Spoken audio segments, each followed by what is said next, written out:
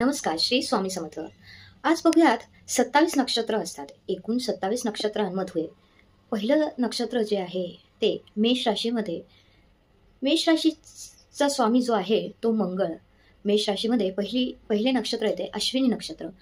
जन्माच्या वेळेस चंद्र ज्या नक्षत्रात असतो ते नक्षत्र जन्म नक्षत्र असतं आणि जन्माच्या वेळेस जी रास असते ती जन्म रास असते. त्यामुळे आता बघूयात अश्विनी ज्यांचं नक्षत्र आहे ती व्यक्ती कशी आहे. अश्विनी नक्षत्र हे केतूचे नक्षत्र आहे, तर त्याचे प्रतीक हे घोड्याचे मस्तक आहे. पुढे वेगवान आणि पुढाकार घेणारे हे लोक असतात. उष्ण प्रकृतीची ही रास आहे. यांना प्रवास करायला खूप आवडतं आणि एका जागेवर ते बसतच नाहीत. एका जागेवर बसलेले हे लोक दिसतच नाही. सतत आपले कामं करत राहतात आणि ही बुद्धिमान लोकांची रास आहे. म्हणजे परिणाम काय होईल याचा न विचार करता सतत आपलं कार्य करत राहतात हे लोक.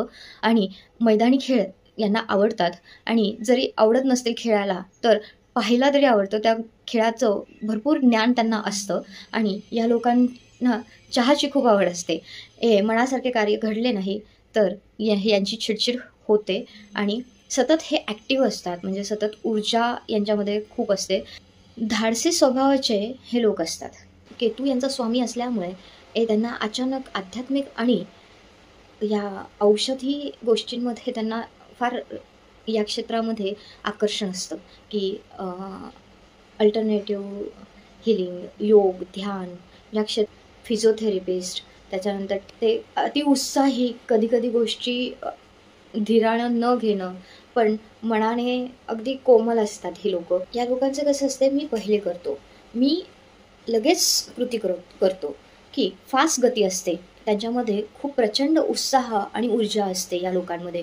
आणि ते एखादे स्टार्टअप सुरू करणार असतील तर नवीन प्रयोग सुरू करेल, किंवा ते खेळाडू असतील तर वेगवान आणि त्यांच्यामध्ये ऊर्जेने ते खेळतील. आणि डॉक्टर असतील तर लोकांचे उपचार करण्यासाठी प्रचंड तत्पर असतील. नक्षत्राचे असे काही उदाहरणं आहेत की महात्मा गांधी आहेत, राज कपूर आहेत, त्याच्यानंतर जॉर्ज वॉशिंग्टन आहेत, लता मंगेशकर आहेत.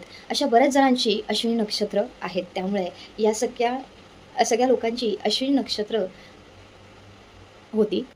मेषाचा मंगळ आणि अश्विनी नक्षत्राचा स्वामी केतू या दोघांचाही प्रभाव यावर पडत असतो, अश्विनी नक्षत्रावर पडत असतो. त्यामुळे गणपतीची उपासना हे लोक जास्त करतात.